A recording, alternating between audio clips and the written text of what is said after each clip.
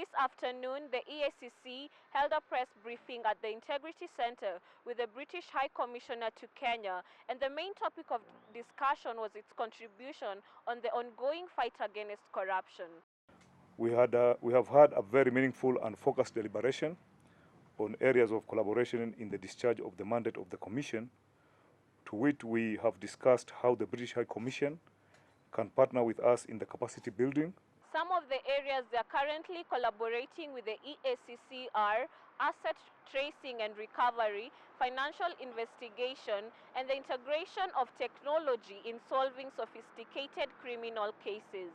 We know that corruption is theft, pure and simple. We should not pretend it is complicated or special. It's just theft at a grand scale. But we know also that it is complicated, and that those who steal from the Kenyan people often do so in complicated ways. So we will bring the specialist expertise that we have to bear and to help you work internationally to trace some of these cases. The United Kingdom cares very deeply about the future success and prosperity of this great country of Kenya, and we know that dealing with corruption is probably the single biggest thing that can be done to give this country a better future. So as your partners and your friends, we care very deeply about the success of this institution. We want to recognize the strength of leadership which the President has shown in this drive against corruption, and we stand as your partner to support you in every way that we can. And in light of high state officers requesting the Eacc to handle them in a decent manner, the Eacc chairman assured Kenyans that there will be no special treatment to suspects and everyone will be handled equally.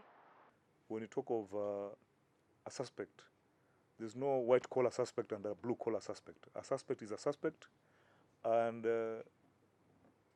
if we have a double cabin that is supposed to pick suspect, we'll use a double cabin. If we have a Land Rover, we'll use a Land Rover. If we'll have a very big budget where we can afford to buy limousine, all suspects will be carried by limousine. You're not supposed to be a governor. Even the small fish will be carried by a limousine or a very well-off type of a car. So to us, those things don't arise. They will be treated like any other suspect who report to this headquarters to write statement and for interrogation. There is no special treatment just because you hold a high position somewhere, either in the government or in a public area. So to us, there's nothing like giving special treatment to suspects who, just because they are governors or they are maybe high public officials in the country. We cannot accept that. Uzalendo News, Faith Mutete.